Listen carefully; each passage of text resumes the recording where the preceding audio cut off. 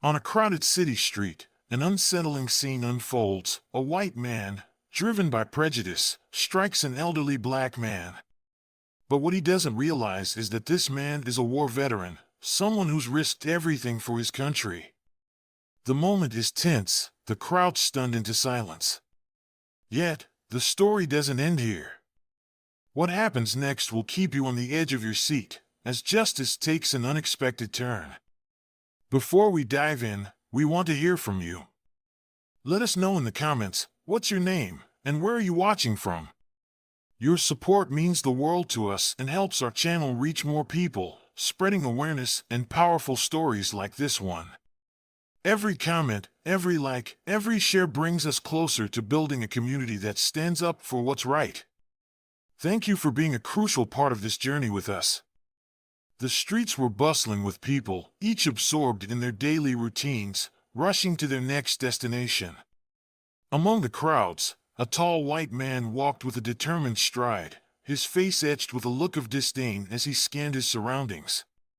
He had the air of someone looking for a target, someone seeking to exercise a strange sense of superiority that simmered just below the surface. Not far from him, an elderly black man walked slowly, leaning on his worn cane for support. His clothes were neat, though a bit faded, and his shoulders, despite his age, held an unmistakable dignity. His movements were deliberate, each step suggesting both the weight of his years and the strength of character that had carried him through them. He seemed immersed in thought, perhaps reliving memories of long-ago battles, lost friends, and victories both on the battlefield and in life. As the two men's paths drew closer, the white man's gaze locked onto the elderly figure. A flicker of recognition, or perhaps something darker, flashed across his face.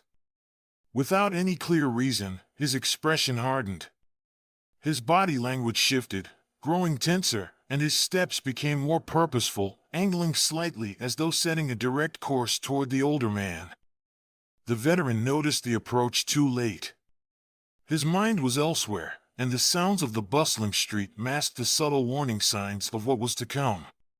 He was simply another man going about his day, another face in the crowd. But to this stranger, he was something more, a target, an embodiment of whatever unspoken bitterness the man carried inside. As they neared each other, the white man muttered something under his breath, loud enough to catch the veteran's attention but just quiet enough to be unclear. The older man stopped, glancing up in confusion. The hint of recognition in his eyes suggested he was searching for kindness or even curiosity, but what he met was a glare as cold as steel. The crowd moved around them, a river of indifferent faces. Some people shot curious looks their way, but most were too absorbed in their lives to notice the charged tension building between these two men. For the veteran, it was just an odd encounter. For the other man, it was the beginning of something darker. As the two men stood there, face to face, the air between them grew thick with an unspoken hostility. The white man's eyes narrowed, fixed intently on the elderly veteran, like a predator sizing up its prey. His gaze was sharp and filled with a contempt that was as chilling as it was unwarranted. It wasn't just a glance, it was a glare, heavy with the weight of years of ingrained prejudice and misplaced anger. In that brief moment, the veteran could see a world of malice in the younger man's face. The aggressor's lip curled ever so slightly, revealing a smirk that seemed to drip with disdain. His nostrils flared, and his eyes traced over the veteran's figure as though he was inspecting an object, not a person. He took in the old man's skin, his worn yet proud stance, and his cane, and somehow each detail seemed to fuel his resentment further. The man's fists clenched almost imperceptibly, his knuckles turning white with suppressed rage. His jaw tightened, and his whole demeanor radiated a dangerous mix of arrogance and intolerance. He leaned slightly forward, as though his mere presence could overshadow the elderly man, as if he intended to strip him of his dignity without saying a word. For the veteran, this was a look he had seen before, one that brought back memories of times he had faced hatred, whether on foreign soil or back home, a look that had always signaled danger. Yet, he held his ground, meeting the gaze with a quiet resilience, unwilling to show the fear that briefly flickered in his chest. This brief but intense moment became an unspoken battle of wills. The aggressor, fueled by prejudice and an urge to assert his twisted sense of superiority, and the veteran, embodying decades of strength, resistance, and pride. The elderly man stood alone on the busy street, a solitary figure amid the relentless flow of city life. Despite the crowd bustling around him, he seemed set apart, isolated in a way that only those who have endured much can appear. His life had been marked by years of service, sacrifice, and hard-earned wisdom, yet here he was, an unassuming silhouette, blending into the ordinary, unnoticed by most. With each slow, deliberate step, he leaned on his cane, a silent testament to the battles he had fought and the toll they had taken on his body.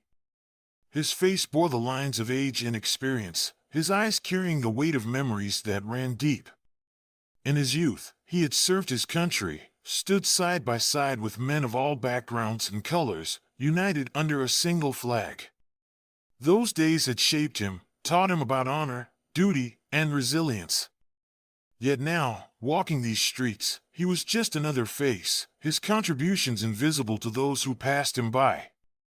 Though surrounded by people, he felt the subtle pang of loneliness that comes with knowing the world had moved on, that those who might remember his sacrifices were scattered or gone.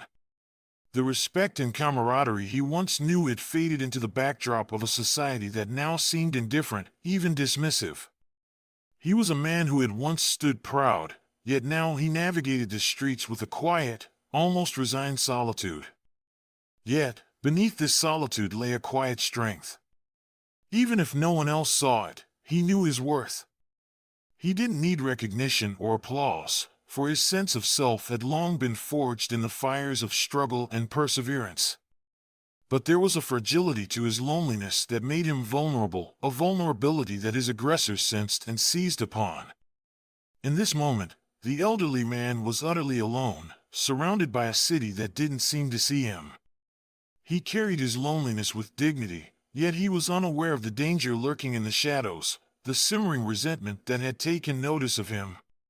And though he carried himself with a silent pride, he was, for now, alone in a world that barely noticed his passing steps. The silence between the two men shattered as the white man, his voice low and dripping with venom, spat out the first racial slur. It was a word filled with hatred, designed to wound and humiliate, a weapon as sharp as any blade. The sound sliced through the noise of the street, turning a casual encounter into a targeted act of aggression. The elderly veteran's shoulders stiffened. He was no stranger to this type of language. He had heard it before, from the dark days of his youth, through the battles he'd fought both overseas and at home. He had long ago learned to weather such attacks, to let the words bounce off him like raindrops on a shield. But this time, here on an ordinary day in his own city, the words carried an unexpected cruelty, as if time itself hadn't moved forward. The aggressor didn't stop at one insult.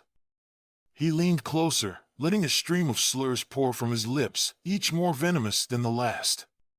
Every word dripped with scorn, laced with the disdain of someone who felt entitled to treat another human being with open contempt. It wasn't just the words themselves. It was the way he said them, each syllable sharpened by years of unchallenged prejudice, each insult delivered as though he were stating an undeniable truth. The veteran clenched his hands around his cane, feeling a wave of emotions he hadn't felt in years. Anger, frustration, and a familiar pain stirred within him, a pain born from the knowledge that, despite all he had given, all he had endured, the world still held places untouched by respect or decency. He met the man's gaze, his own eyes fierce and unyielding, but the aggressor only sneered, mistaking the veteran's calm resolve for weakness. The verbal assault continued, louder now, with the aggressor making a show of his hate for anyone around who cared to listen. A few people glanced their way, but no one stepped forward, choosing instead to look away, to hurry past, unwilling to get involved. The veteran felt their indifference as another blow, another reminder of his solitude in the face of this brazen hostility. Yet he stood firm, his silence a quiet defiance, refusing to give his tormentor the satisfaction of a reaction. Inside, though, he braced himself, knowing this was only the beginning, that his aggressor had more malice to unleash. The insults cut through the air, harsh and unmistakable, drawing fleeting glances from the people passing by. Some pedestrians paused momentarily, their faces betraying hints of shock or discomfort, but just as quickly, their gazes shifted away. It was as though, by refusing to see, they could pretend the ugliness unfolding before them didn't exist. A young woman with headphones caught the edge of the confrontation and hesitated, her brow furrowing in confusion. She looked at the veteran, her eyes briefly reflecting sympathy, but after a moment's indecision, she resumed her pace, blending back into the crowd. A businessman walking nearby slowed down, clearly aware of the scene, yet he shook his head slightly and kept moving, his eyes fixed on the pavement. Others watched from a safe distance, as though waiting to see what might happen, but they kept their distance, reluctant to involve themselves. There was a mixture of emotions in their expressions, fear, discomfort, and even guilt, but for most, the easiest path was avoidance. They averted their gazes, buried their faces in their phones, and hurried past, each step taking them further from a situation they wished to ignore. The elderly veteran, though, felt every avoided glance, each act of indifference landing like a blow. He could feel the isolation of their silence, the weight of their avoidance pressing down on him, reinforcing the aggressor's message in its own way.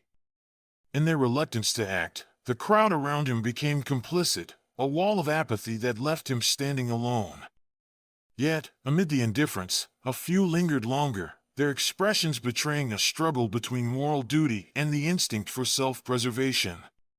A middle-aged man with his young son watched with growing concern, and the child's innocent question, "Why is that man yelling?" forced him to confront his own inaction. But even he, with a reluctant glance back, took his child by the hand and walked away, unwilling to risk confrontation. As the crowd flowed past him, the veteran felt the familiar chill of solitude settle deeper into his bones. He was a solitary figure, facing not just the aggression of one man, but the silent consent of many. The city, in all its busy indifference, moved around him like a river, while he remained an island, isolated, vulnerable, and yet unyielding.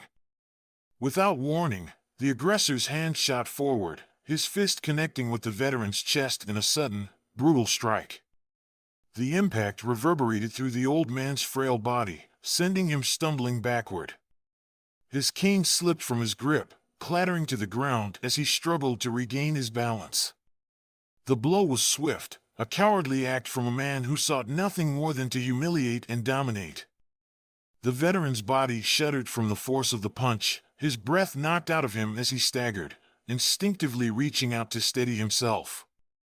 For a split second, his eyes widened, not from the physical pain, but from the shock, the sheer disbelief that a stranger would resort to violence so brazenly, in broad daylight, over nothing more than the color of his skin. Decades of hardship had prepared him for many things, but not for this senseless cruelty. The aggressor stood over him, a smirk twisting his lips, reveling in the sight of the man struggling to stay upright. His eyes held a dark satisfaction, as though he relished each second of the veteran's vulnerability.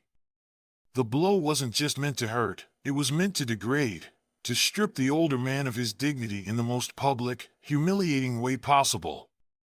A few gasps echoed from onlookers, a ripple of shock coursing through the nearby crowd. Yet, as before, no one moved to intervene. Some turned away entirely, unwilling to witness what was unfolding, while others simply watched with wide-eyed horror, frozen in place, unwilling or unable to act.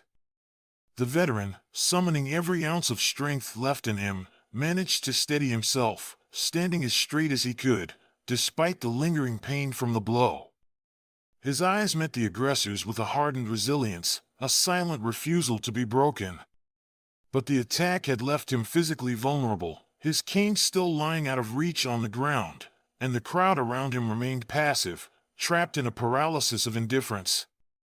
In this moment, The veteran was not just enduring a physical assault, he was facing an assault on his very humanity, his identity, and his worth. Yet, even as he stood alone, surrounded by apathy and cruelty, there was a glint in his eye, a fierce, unyielding determination that spoke of battles fought and survived, of a spirit that refused to be crushed. The world seemed to spin as the veteran steadied himself, a wave of shock and fear washing over him. His chest throbbed where the man's fist had connected, a sharp reminder of his age and fragility. He had seen combat, witnessed horrors that most people could barely imagine, but this was different. Here, on the streets he called home, he faced an enemy of a more insidious kind, one fueled by hatred, ignorance, and unchecked cruelty. For a moment, he felt an overwhelming disorientation, the ground seeming to shift beneath him as he processed the reality of what had just happened. He was no longer the soldier, strong and swift, able to defend himself against attacks. He was an elderly man, left vulnerable by years of service, now the target of a violence he had once believed he was protecting others from. A chilling fear crept into his heart, one he hadn't felt in decades. It wasn't the fear of pain or even death, those he had long accepted, but the fear of helplessness, of being reduced to a victim because of something he couldn't control, something as fundamental as the color of his skin. He thought he'd left this kind of hatred behind, that time had softened the prejudices of the past, but here it was, raw and glaring, dragging him back to a place of powerlessness. The aggression, the jeers, the public shame, they cut deeper than the physical blow. He felt his chest tighten, his pulse quicken, his body instinctively readying for another assault. His heart raced, pounding in his chest, and a bitter realization dawned on him: he was alone in this. The crowd, the people he'd once defended, now stood by, frozen or indifferent, leaving him isolated against a hatred he could neither fight nor flee from. Yet, even in the midst of his shock and fear, a small flame of defiance flickered within him. He had survived too much, endured too many hardships, to be fully broken by this. That spark, however small, reminded him of the man he once was, the soldier, the fighter, the man who had faced the worst and lived to tell the tale. But as he looked into the sneering face of his attacker and saw no hint of remorse, only a smug satisfaction, he realized this fight was far from over. The aggressor's lips twisted into a mocking sneer, his eyes gleaming with a twisted satisfaction as he loomed over the elderly man. Sensing the veteran's vulnerability, he seized the opportunity to inflict another blow, not with his fists this time, but with words, sharpened to cut as deeply as any physical assault. He leaned closer, his voice a low, venomous hiss that only the veteran could hear, yet each syllable seemed to echo in the air, carrying a weight of cruelty that was palpable. "Look at you," he sneered, his voice dripping with disdain. "A supposed war hero? Protecting our country? You're nothing but a washed-up has-been, clinging to a past that doesn't mean a damn thing anymore." His words oozed with contempt, laced with an intense satisfaction in breaking down a man he viewed as beneath him. The aggressor straightened, his voice rising so that those around could hear, his tone mocking and triumphant.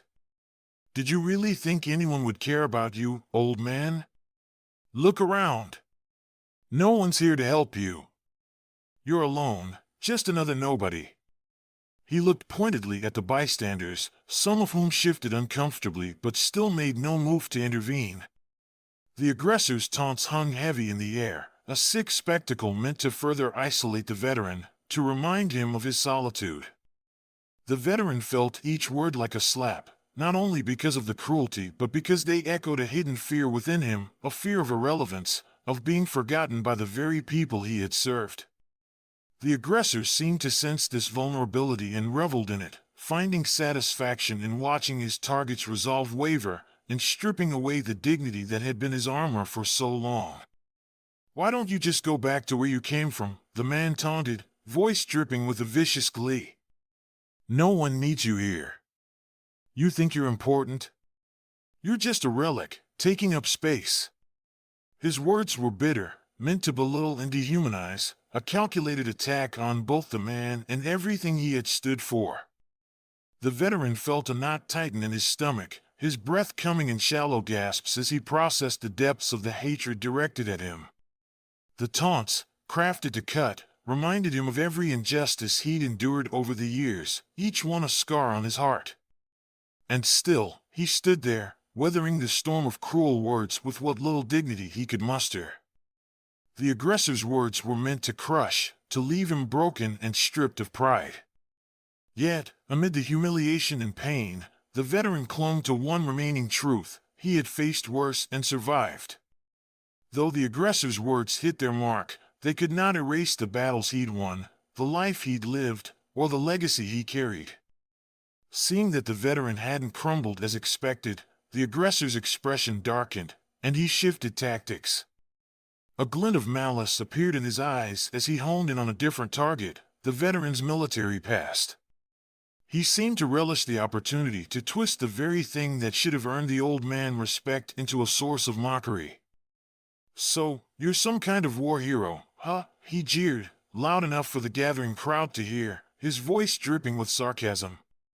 "Fought for our country? Protected our freedoms? That's rich." He sneered, casting a contemptuous glance at the veteran's medals, faintly visible on his worn jacket. "I bet you think that makes you special, don't you? Think that makes you deserve some kind of respect?" The words sliced through the veteran, piercing far deeper than any physical blow. His military service had been the defining chapter of his life, a testament to years of sacrifice, honor, and camaraderie. He'd put everything on the line to defend his country, to protect its values, and here he was, listening as his legacy was twisted into something meaningless, even laughable. "Did you even do anything worthwhile?" the aggressor sneered. "Or were you just cannon fodder, like all the others they throw out there? Maybe you were just too useless to find a real job, so you picked up a gun and thought that would make you a man." His words were laden with scorn, every syllable meant to strip away the veteran's identity, to turn his years of service into a pathetic, wasted effort. The veteran's jaw tightened, and he bit back the anger rising in his chest. Memories of comrades lost, of battles fought and survived, flickered in his mind. He could almost hear their voices, feel the weight of their shared sacrifices, each one a silent reminder of the brotherhood they'd forged in the harshest of conditions.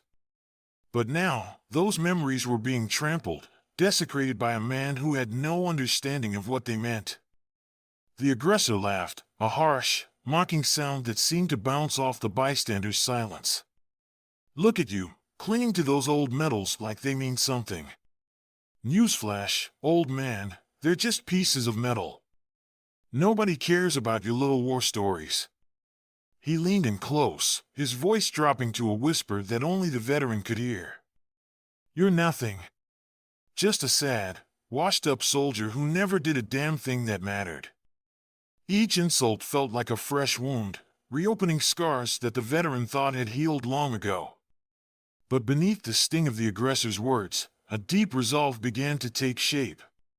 This man could mock his service, diminish his sacrifices, and twist his legacy, but he couldn't erase what the veteran had lived through, the values he had fought for, or the unbreakable pride he held in his heart. Around the two men, the crowd continued to swell, a circle of onlookers growing in tense silence. Faces blurred together, a mix of emotions flickering across them: discomfort, fear, and a palpable reluctance to intervene. A few people murmured among themselves, while others shifted uneasily, glancing between the veteran and his aggressor, unsure of how to react. The hostility in the air was thick, pressing down on each passerby, who found themselves at a crossroads: act or turn away. Most chose the latter. Their eyes darted away, focusing on the ground or their phones, anything to avoid meeting the veteran's gaze. Some even pretended not to notice, briskly walking by as if this were just another street scene, a minor inconvenience in their day. Those who stayed kept their distance, whispering and watching, but unwilling to cross the invisible line that separated them from the confrontation. A woman in a business suit looked on with a worried expression, but then glanced at her watch, shook her head, and turned away, disappearing into the crowd. An elderly couple nearby exchanged troubled glances but ultimately stayed rooted in place, unwilling to draw attention to themselves. Parents with young children pulled them closer, muttering under their breath as they guided their families to safer distances, sparing only a final look of pity for the man they left behind. For the veteran, this wave of indifference was almost as painful as the insults themselves. He felt the weight of the crowd's silent consent, each averted gaze and cautious step back adding to the isolation that wrapped around him. It was as if he had become invisible, a mere backdrop to the spectacle of hate unfolding before them. The people he had once served, those he had fought to protect, were now mere spectators, unwilling to lift a finger in his defense. And there was something else in their faces, beyond indifference, fear. They were afraid of the aggressor, of the raw, naked hatred he displayed so freely. They feared the repercussions of stepping in, of becoming targets themselves. Their self-preservation, justified perhaps by a sense of helplessness, left the veteran standing alone, a solitary figure in a sea of passive faces. A young man with headphones briefly stopped and took them off, his eyes narrowing as he processed the situation. But when he saw no one else intervening, he hesitated, casting a quick look around as if seeking support. Finding none, he slunk back into the crowd, blending into the anonymity of those who chose safety over justice. The veteran could feel the emptiness of their silence pressing down on him, a void filled with unspoken complicity. The very society he had once defended, that he had sacrificed so much for, now turned its back on him when he needed it most. With the sting of insults and the ache of the earlier blow still fresh, the veteran took a shaky breath, summoning what remained of his strength and pride. He straightened as much as his weary body allowed, his grip tightening around the head of his cane, his knuckles whitening. Though he felt the weight of years pressing down on him, he refused to let this man strip away his dignity without a fight. "Listen here," he began, his voice steady but laced with pain. His gaze, hardened and resolute, met the aggressor's sneering face. "You don't know anything about me or what I've lived through." The words were a defiant shield, each one spoken with the quiet authority of someone who had seen and endured far more than his opponent could imagine. But the aggressor only laughed, a cruel, mocking sound that echoed through the gathering crowd. "Oh, look, he's got some fight left in him," he sneered, taking a step closer, his height and size casting a looming shadow over the veteran. "I don't care what you've done. Your past doesn't mean a damn thing to me." The veteran's eyes flashed, his jaw tightening. Though his body was frail, his spirit was not. With a determined breath, he braced himself and took a half-step forward, refusing to let himself be cowed by this bully's intimidation. He was a man who had once faced fire and death without flinching. He would not back down now, not to someone who lacked the courage to understand the sacrifices he had made. "You can mock me all you want," he said, his voice calm but resolute, "but I've stood for things you'll never understand.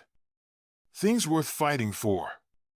The aggressor's face twisted with annoyance, his bravado momentarily flickering as he realized that his target wasn't as easily broken as he'd hoped. Enraged by the veteran's resilience, he took another aggressive step forward, his body tense with anger. "Is that so?" he sneered. "Then fight back.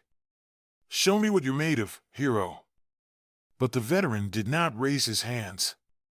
He knew that violence wouldn't resolve this, that striking back would only fuel the hatred festering in his attacker's heart. Instead, he stood his ground, meeting the man's challenge with an unyielding stare that spoke of courage and defiance. For a fleeting moment, the crowd seemed to stir, a faint murmur passing through the onlookers. Some of them, seeing the veteran's courage, felt a pang of admiration, even shame, at their own inaction. Yet no one moved to intervene, and the veteran remained alone, facing a man whose cruelty seemed limitless, his only defense the strength of his spirit and the memories of a lifetime spent standing up for others. As the confrontation dragged on, the veteran felt a wave of exhaustion wash over him, sinking into his bones like a cold, relentless tide. Every part of him ached. The earlier blow still throbbed in his chest. His legs trembled from the strain of standing tall, and his hands, gripping his cane with desperate strength, began to shake. But beyond the physical pain, there was a deeper, more insidious ache, a profound sense of despair that clawed at his heart.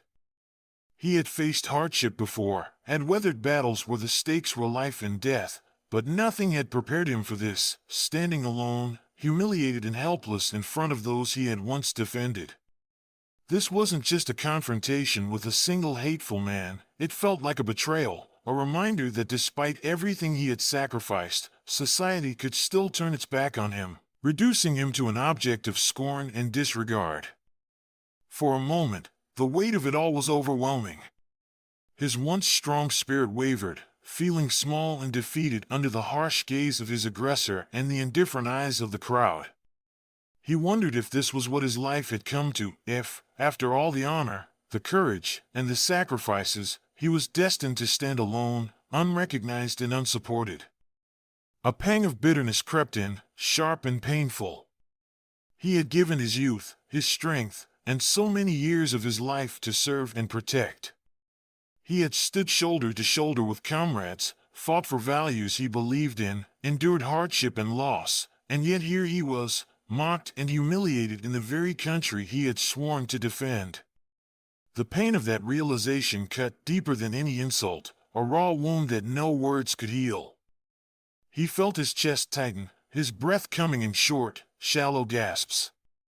His vision blurred slightly, and for a terrifying second, he feared he might lose his footing, that his body might finally give in to the strain. The world around him seemed to close in, the faces of the crowd merging into a sea of blurred indifference, and he felt truly, achingly alone. But even in this moment of despair, a faint spark of resilience flickered within him. He reminded himself of the battles he had fought, the friends he had lost, the values he had stood for. That pain, that despair, they were real, but they would not define him. Not here, not now. Though he felt the sting of abandonment, he took a shuddering breath, refusing to let his spirit break completely. Even if the world had turned its back on him, he would not turn his back on himself. Just as the veteran felt his strength beginning to wane, a voice cut through the tense silence, firm and unwavering. "Hey! That's enough." The words rang out clearly, carrying a weight of authority and indignation that shattered the bubble of cruelty surrounding the aggressor and his target. Heads turned as the crowd refocused, attention shifting from passive observation to active engagement. A young man, perhaps in his late 20s, pushed his way through the onlookers, his eyes blazing with anger. Dressed in a simple t-shirt and jeans, he didn't look like much at first glance, but the determination in his stride and the strength in his voice commanded immediate respect. His gaze was fixed on the aggressor, a challenging glare that showed he had no intention of backing down. "What's wrong with you?" the young man demanded, his voice steady and filled with righteous fury. "You think you're proving something by picking on an old man? This man's a veteran, a hero. And you're out here trying to tear him down?" The aggressor faltered, momentarily taken aback by the newcomer's audacity. His bravado flickered, replaced with a brief glimmer of uncertainty. He hadn't expected anyone to step in. The crowd's silence had given him a false sense of power, and now, faced with this unexpected confrontation, his confidence wavered. The young man stepped closer to the veteran, positioning himself between the older man and his tormentor. He turned slightly, giving the veteran a quick nod, a gesture of respect and reassurance, as if to say, "You're not alone anymore." The crowd began to murmur, voices rising as others felt emboldened by the young man's courage. A few more people moved closer, forming a loose but visible barrier around the veteran, their faces reflecting anger, shame, and a newfound determination to put an end to this scene. The aggressor glanced around, his smug expression fading as he realized the tide was turning. No longer did he have the silent support of an indifferent crowd. Now, he faced a wall of disapproving eyes, each one a reminder of his own cowardice and cruelty. "Leave him alone," another voice called out, this one from an older woman who had been watching quietly from the sidelines. "He's done more for this country than you could ever dream of." Others nodded in agreement, their faces hardened with a newfound resolve. The aggressor, sensing his dwindling power, took a step back, his sneer replaced with a look of uncertainty and frustration. His bravado had crumbled, and the support he'd counted on had turned into condemnation. For the veteran, this moment was nothing short of a lifeline. He felt a wave of relief wash over him, and though his body still ached, his spirit lifted. These strangers, these ordinary people, had chosen to stand with him, to make a stand against hate. And in that moment, he realized he was not as alone as he had thought. The young man squared his shoulders, his gaze locked onto the aggressor with an intensity that spoke volumes. "You need to leave," he said firmly, his voice calm but unmistakably resolute.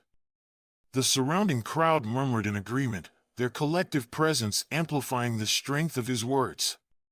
The aggressor, now visibly shaken, looked around, his previous arrogance melting under the weight of the eyes now fixed on him, each one a silent condemnation of his actions. "What, are you all his protectors now?" the aggressor sneered, attempting to recover his bravado. He took a step forward, as if daring the young man to flinch. But the young man held his ground, his body language radiating a steady confidence. He was not here to argue. He was here to make it clear that this cruelty would no longer be tolerated. The aggressor's eyes narrowed, trying to gauge the seriousness of the challenge before him.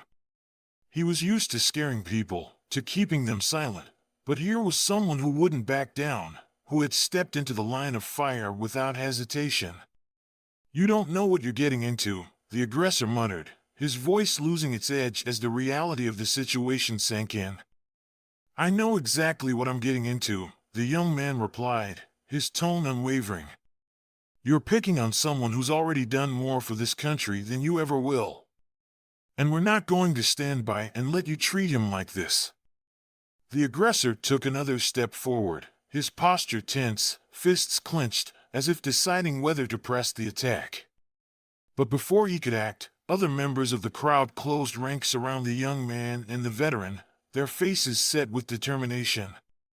The aggressor looked around, seeing more and more people taking a stand. What had begun as a silent, detached crowd was now a wall of faces, united in their disapproval. With his confidence now fully crumbling, the aggressor looked back at the young man, sneering as he tried to salvage the last shred of his pride. "This isn't over," he spat, but the threat fell flat, its power drained by the resolute faces staring back at him. "No," the young man replied, his gaze steady. "For you, it is." The aggressor, recognizing his isolation, hesitated for a moment longer before finally turning and retreating, muttering under his breath. The crowd parted, allowing him to pass, but their expressions made it clear that his actions had marked him. As the aggressor disappeared into the crowd, the tension began to dissolve, replaced by a quiet sense of victory and solidarity. The young man turned to the veteran, his face softening. "Are you okay, sir?" he asked gently, and the veteran, feeling both exhausted and uplifted, managed a small nod, gratitude shining in his tired eyes. For the first time that day, he didn't feel alone. As the aggressor turned to leave, his face flushed with frustration and wounded pride. The young man's intervention had stripped him of his sense of power, leaving him exposed and humiliated. The once captive audience that had emboldened him was now his silent judge, and he felt the sting of their disapproval as deeply as any blow. He clenched his fists tightly, his jaw taut, and stopped just short of fully retreating, turning back to glare at the young man with burning resentment. "You think you're some kind of hero?" he spat, his voice low and venomous, eyes narrowed with anger. "You think standing up for this old man makes you better than me?" His words dripped with sarcasm, as if the very idea that someone could stand against him was an affront he couldn't tolerate. The young man didn't flinch, he simply held the aggressor's gaze with an unyielding calm that only deepened the aggressor's fury. "It's not about being better," The young man replied evenly, his tone unwavering. It's about doing what's right. You crossed a line, and someone had to stop you. The aggressor's face twisted in rage. He took a step forward, his fists still clenched, his body tense with barely contained anger. You don't know who you're dealing with, he growled, his voice a bitter snarl. He wanted to intimidate the young man, to put him back in his place, to regain some semblance of control over the situation. But with each word, his voice betrayed the desperation of a man whose power had slipped away. The young man met his threat with a steady, unyielding stare, refusing to be baited into fear or submission. Maybe I don't know you, he said calmly, but I know what kind of person you are. And people like you only have power when others stay silent. These words struck a nerve. The aggressor's face flushed, his mouth twisting in a sneer, but he could find no reply.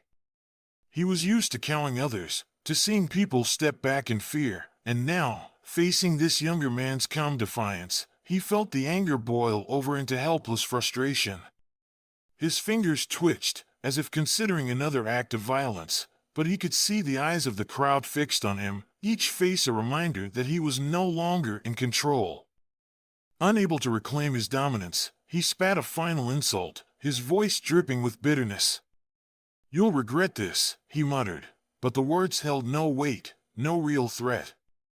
The crowd's gaze bore down on him, and he knew he'd lost whatever power he thought he'd had. With a final, hateful glance at the young man and the veteran, he turned and pushed his way through the crowd, his steps heavy with defeat. But the anger lingered, simmering just below the surface, his ego bruised by the stand someone else had taken. And in his retreat, he left behind not only the scene but also the heavy silence of a confrontation that had changed everyone there. As the aggressor stormed away, his retreat casting a lingering tension over the crowd, a ripple of movement spread through the bystanders. One by one, people stepped forward, their expressions softened with sympathy, gratitude, and respect for the veteran and the young man who had stood by his side. The silence, once heavy with indifference, transformed into a palpable sense of unity, a collective relief that someone had finally broken the spell of passivity. A middle-aged woman approached the veteran first, her face a mixture of sorrow and admiration.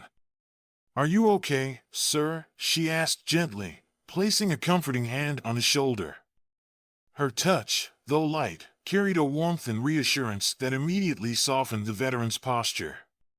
He managed a small, grateful nod, still processing the unexpected support surrounding him. "Thank you for your service," another man chimed in, his voice firm, filled with respect. He looked the veteran in the eye and gave him a nod that spoke of genuine appreciation, as though to acknowledge not only the man's past sacrifices but also the courage he had shown in standing his ground against cruelty today.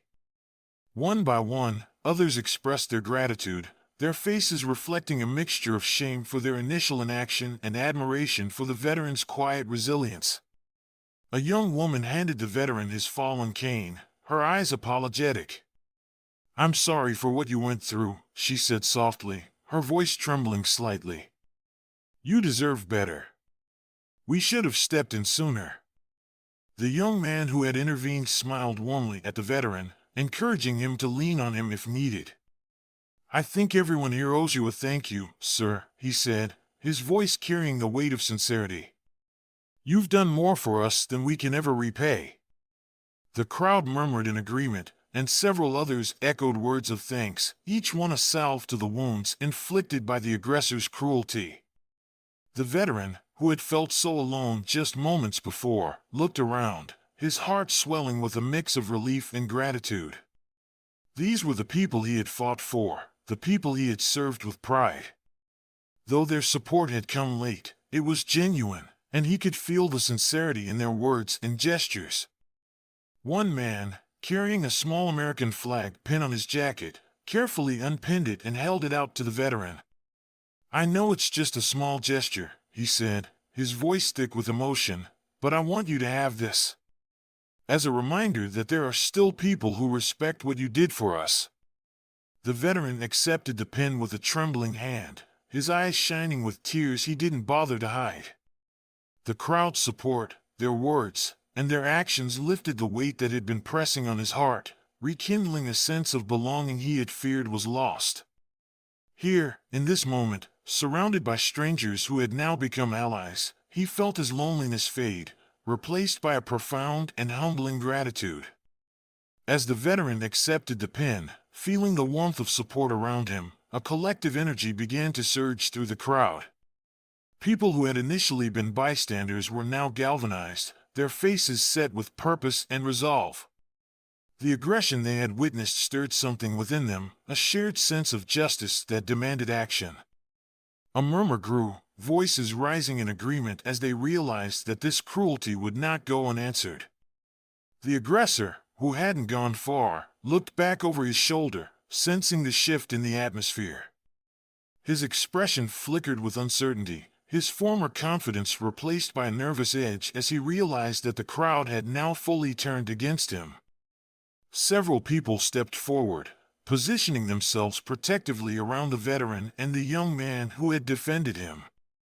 They formed a loose circle, their bodies and faces a united front against the hatred that had dared to reveal itself in their presence.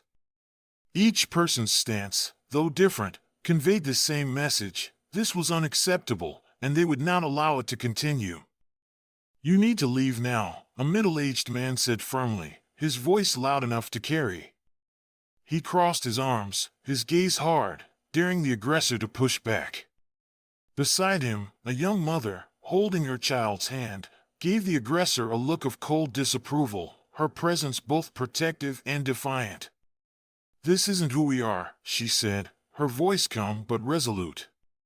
"Not here. Not in front of our children." Others nodded, adding their voices in support. "You're not welcome here," another voice called out. The crowd, now emboldened, echoed these sentiments, each statement strengthening their stance against the aggressor's cruelty. The aggressor shifted uncomfortably, his eyes darting around as he realized he was outnumbered, his intimidation now powerless against the strength of the united crowd. He tried to muster a sneer, to hurl one final insult, but the sheer force of their unity silenced him. The faces around him, filled with resolve and anger, left him no space for further defiance. Seeing that he had lost the upper hand, he finally lowered his gaze, muttering something under his breath. With a last, resentful glance at the veteran and the crowd that had come to his defense, he turned and slunk away, his steps hurried and unsteady. His retreat was met with a tense, watchful silence, the crowd's gaze following him until he disappeared into the distance.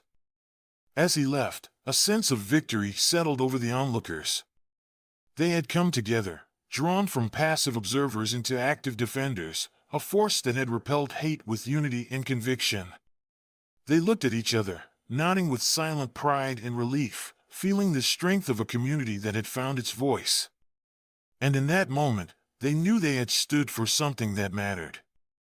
As the aggressor walked away, his pace quickening, he cast a glance back over his shoulder, his face etched with a mixture of confusion and frustration.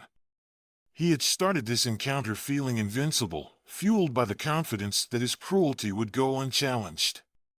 But now, that certainty had shattered, replaced by a gnawing sense of disarray. He had not anticipated this collective force, this unity that had suddenly risen up against him. The expressions of those in the crowd replayed in his mind, the defiance, the refusal to be cowed, the strength they had drawn from each other. He had expected silence, complicity, perhaps even quiet support, yet he had been met with the exact opposite. Each face he had dismissed as passive or fearful had transformed into a voice of resistance, and he struggled to comprehend how the tables had turned so dramatically. His anger simmered beneath the surface, but it was clouded now by a creeping sense of embarrassment, a sting that cut deeper than he'd expected. The humiliation of being outnumbered and condemned by strangers left him feeling exposed, his own arrogance mirrored back at him through their judgmental gazes. The power he had felt in those first moments, when he thought he could mock, intimidate, and degrade with impunity, had evaporated, leaving him vulnerable in a way he had never anticipated. A part of him burned with resentment, the desire to lash out further, to reclaim some sense of control.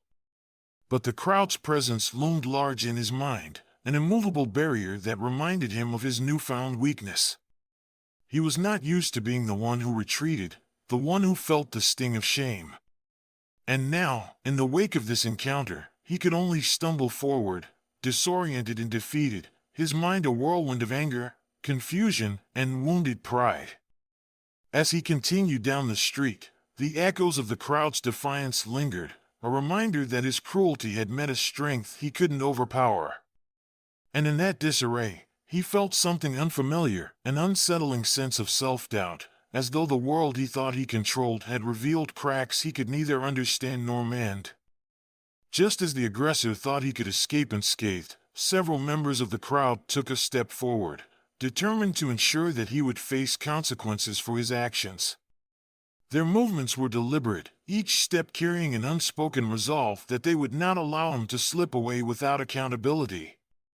The young man who had first intervened, still positioned protectively beside the veteran, exchanged glances with a few others. It was clear they were no longer willing to let this go unanswered. One man, tall and broad-shouldered, positioned himself directly in the aggressor's path, blocking his way with a stance that left no room for negotiation. "You're not going anywhere until the police arrive," he said, his voice calm but firm, an authoritative edge that left the aggressor momentarily speechless. Two more bystanders moved in, surrounding the aggressor to prevent any attempt to flee. Their presence was a clear message. This wasn't just words anymore, they were taking action. The aggressor's bravado quickly dissolved into a look of panic as he realized he was physically hemmed in, his escape routes cut off by a wall of unwavering faces.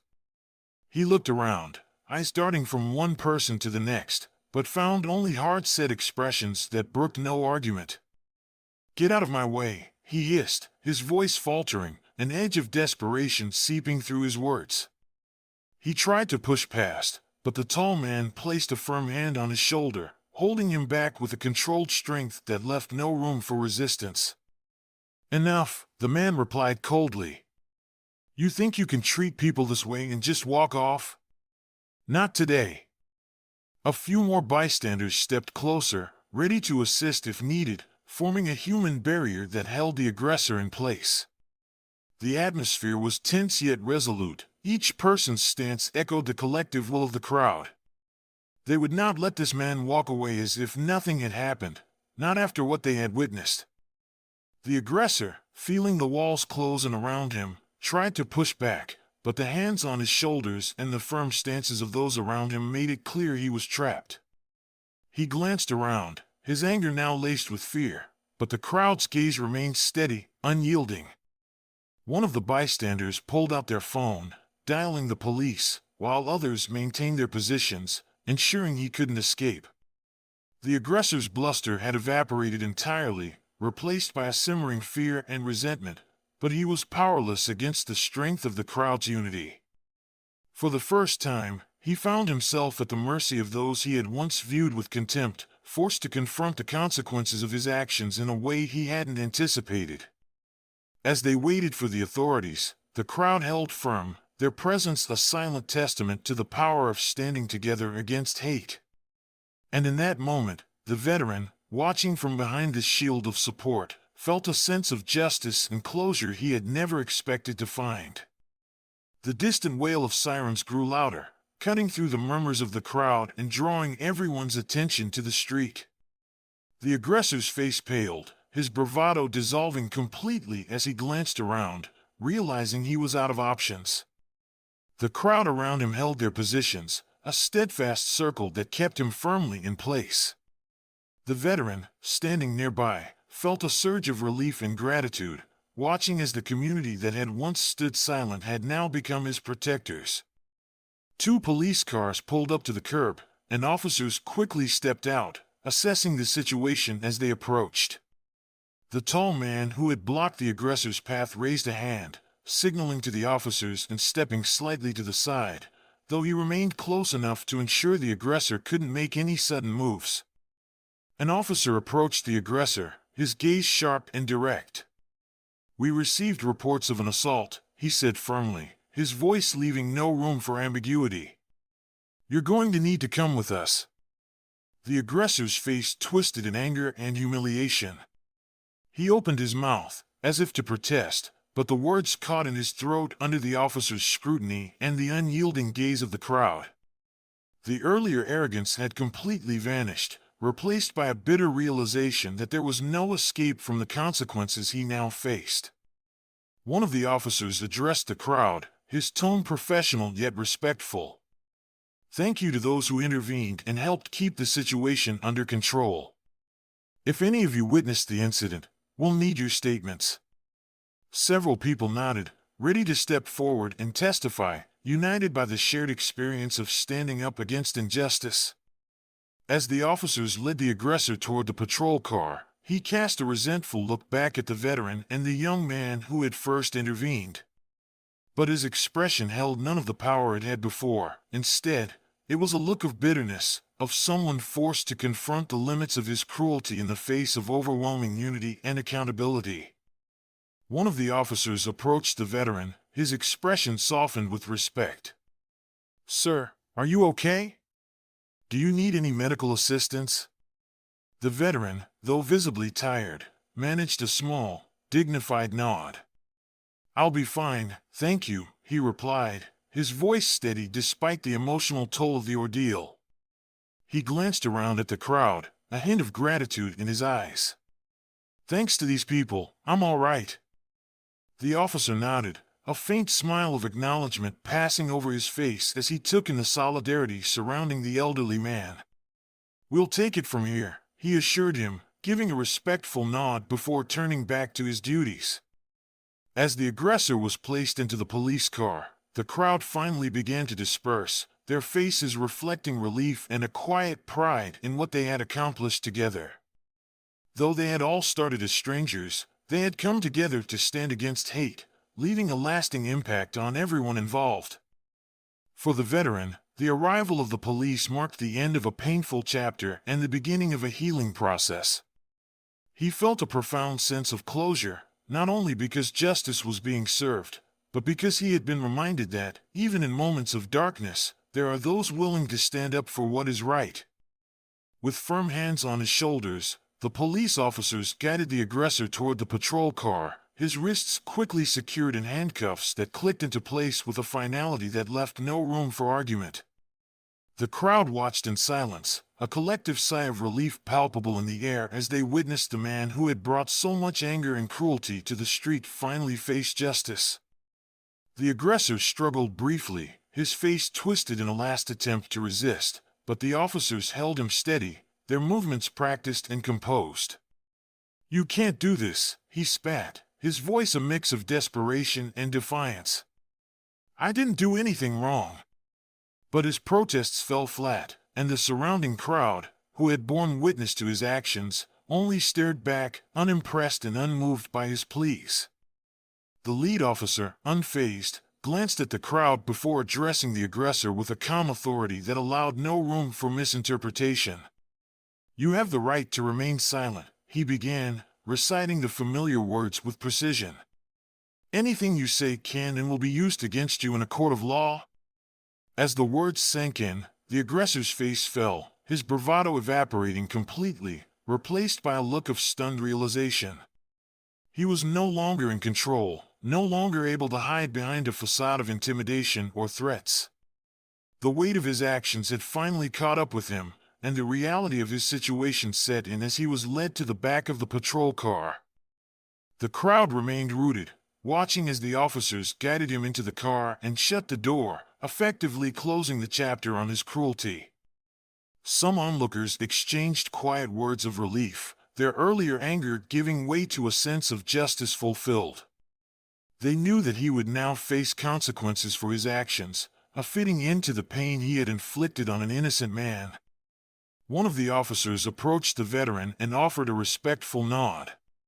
"Thank you for your patience, sir.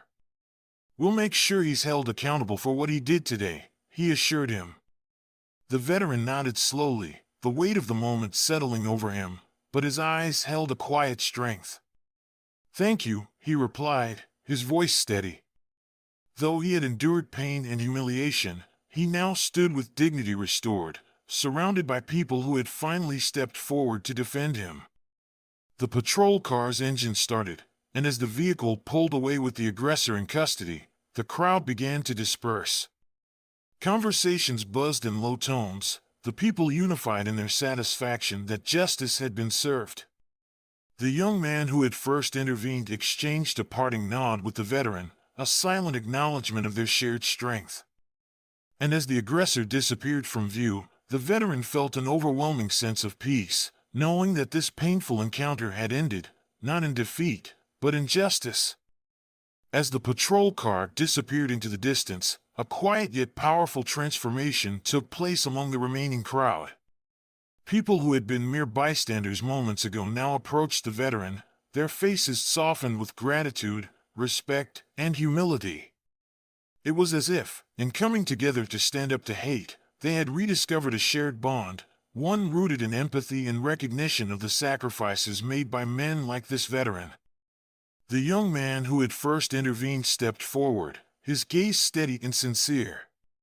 "Sir, I just want to say thank you for everything you did today, and for everything you've done for this country."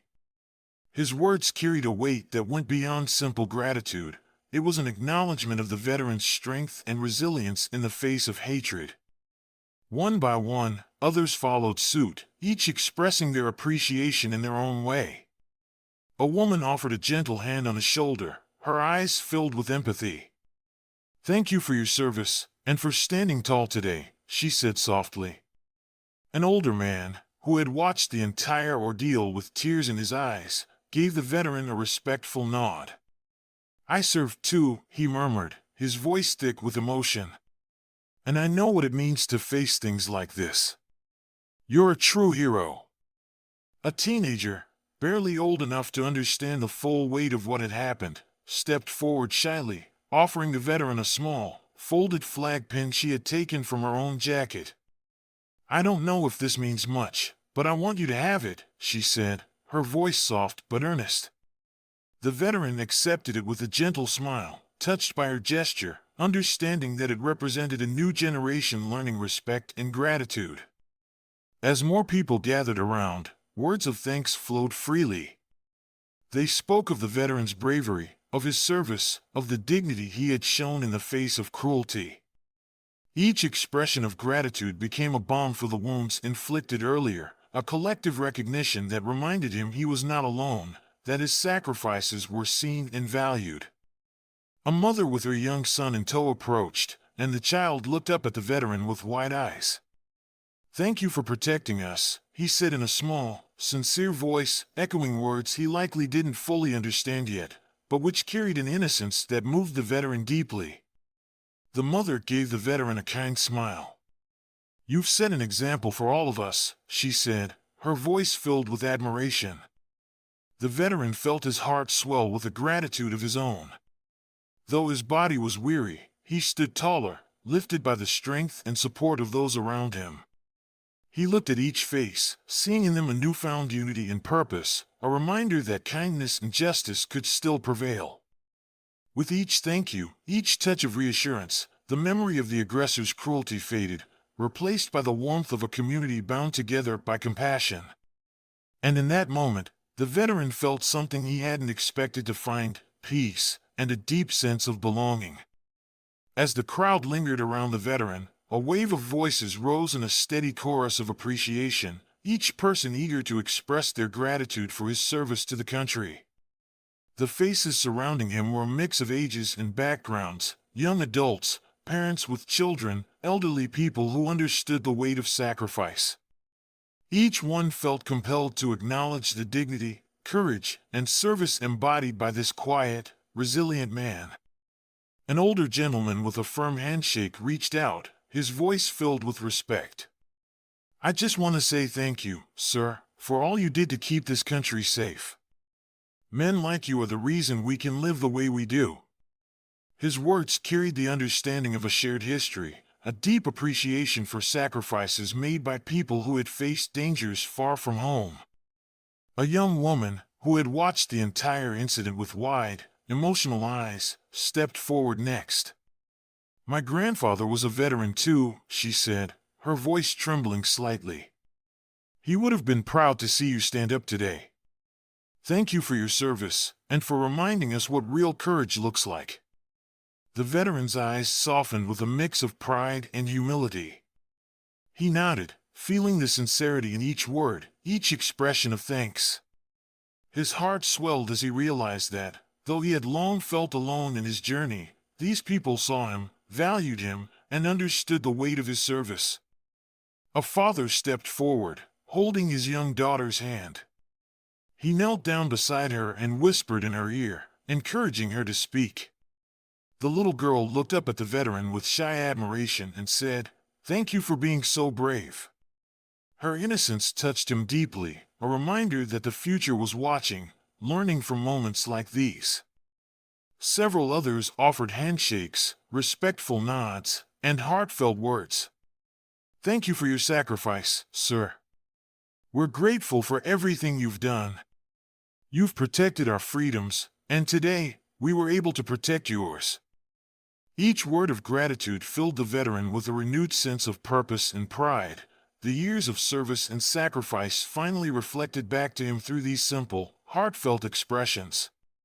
In their words, he heard not only appreciation but a recognition of the values he had fought to protect, values of respect, unity, and dignity. The veteran felt his eyes mist up, though he didn't try to hide it. "Thank you," he murmured, his voice thick with emotion. "Thank you all for reminding me that it was worth it." And as he stood surrounded by this circle of gratitude, he knew, with an unshakable certainty, that his sacrifices had left an indelible impact, not just on the battlefield, but here, in the hearts of the very people he had served to protect. As the words of gratitude echoed around him, a sense of peace settled over the veteran, wrapping him in a warmth he hadn't felt in years. The events of the day had started with cruelty, isolation, and humiliation. But now, surrounded by these people, strangers who had become allies, he felt a powerful shift within him. The bitterness and loneliness that had weighed on his heart for so long began to dissolve, replaced by a renewed belief in the justice he had once defended with his very life. He looked around at the faces surrounding him, each one a testament to the values he had dedicated his youth to protect. In their actions, he saw the principles he had fought for come alive: the courage to stand against wrong, the strength to support one another, and the resilience to uphold what was right. This was the justice he had believed in all those years ago, manifesting not as an abstract ideal, but as something tangible, real, and alive in the people around him. For years, he had carried a quiet pain, feeling that his sacrifices had gone unnoticed, that the world he fought to protect had moved on without him. Yet today, these strangers had rekindled his faith, reminding him that justice wasn't just upheld by laws or courts, it was upheld by the people who lived it, who refused to stay silent in the face of cruelty, and who stood up for one another, even when it wasn't easy. A young man in the crowd, sensing the shift in the veteran's expression, offered him a respectful nod. "You showed us what real strength looks like today," he said, his voice quiet but full of admiration. "Because of you, we were able to do what was right." The veteran felt a surge of gratitude well up in him. The support he had received, the words of thanks, the collective strength of the community, they had restored his faith not only in justice but in humanity itself. It wasn't the medals, the ceremonies, or the official recognitions that truly mattered. It was this, the spirit of people coming together, standing for one another, and defending what was good and just. He stood taller, the lines of fatigue softened by a renewed sense of purpose. Today had reminded him that justice was not something static or distant, it was something alive, something to be nurtured and protected by each person, each action. "Thank you," he said, his voice steady and filled with a quiet strength. "Today, you've all reminded me why I fought, why it mattered." And as he looked at the faces around him, he knew that he could leave this place with his faith restored, secure in the knowledge that justice was not merely an ideal, but a living, breathing force, one that he could believe in once again. The events of that day lingered in the minds of everyone who had witnessed them, a powerful reminder of the impact that individual actions can have on the world around us. The veteran, once isolated and burdened by years of unacknowledged sacrifice, had found his dignity upheld and his faith restored, not through grand gestures, but through the courage of ordinary people who chose to stand up for what was right. The moral of this story is clear. True justice and compassion are sustained by the strength of community, by the everyday bravery of individuals willing to take a stand against hatred and cruelty. It teaches us that we are each responsible for creating a world where dignity is respected, where no one is left to face hardship alone, and where even the smallest acts of kindness can make a profound difference. This incident reminds us that our silence in the face of injustice can be as harmful as the injustice itself, and that we all have the power to intervene, to speak up, and to show solidarity. Sometimes, justice is not found in the grand declarations of law, but in the quiet, steadfast actions of people who refuse to let cruelty prevail. The veteran's story, ultimately, is one of resilience, unity, and the enduring power of human decency. His journey teaches us that while hatred may rear its head, it is no match for a community bound by respect and compassion. And in standing up for one another, we reinforce the values that define a just society: courage, empathy, and unwavering solidarity. In the end, we are reminded that we each have the choice to be bystanders or defenders, to look away or to act. And by choosing to act, to protect, and to uplift, we honor not only those who came before us, but the ideals of justice and humanity that they fought to protect. Let us know in the comments what you think about this story. Have you ever experienced or witnessed racism in your life? We'd love to hear your perspective, as each of your voices adds meaning and value to our community. Remember, you're incredibly important to us, and we appreciate every single one of you more than words can say.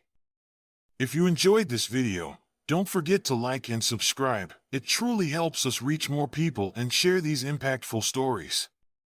Thank you for being here, and have a wonderful day.